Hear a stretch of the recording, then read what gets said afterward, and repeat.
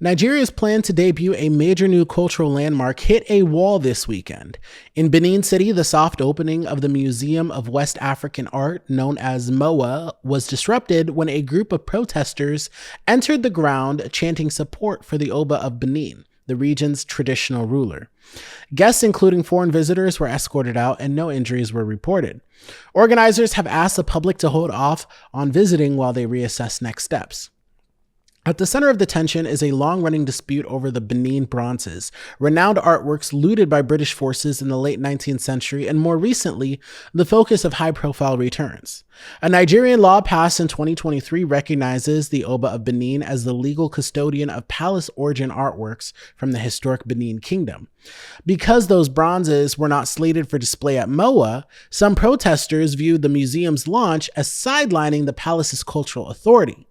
MOWAA, a privately run institution in Benin City with international partnership and prior backing from state authorities, has positioned itself as a regional hub for conservation, research, and exhibitions. Its preview weekend centered on Nigeria Imaginary, Homecoming, an expanded presentation tied to the country's pavilion at the Venice Biennale. The complex has been pitched as a cornerstone of Benin City's cultural renaissance, alongside new public art spaces and festivals, but the opening now faces delays while organizers and authorities work to calm the situation. The protest underscores a broader unresolved question: where repatriated African heritage should live and who should control it.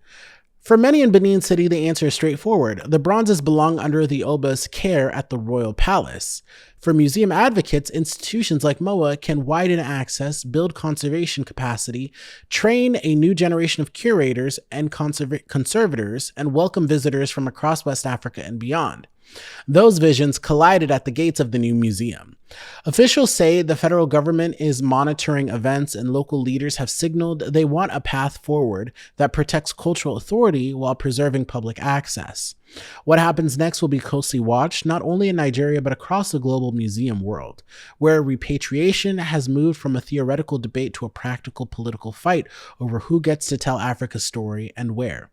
For now, the opening is paused, the questions are live, and a landmark built to showcase West African art finds itself at the center of West Africa's heritage debate.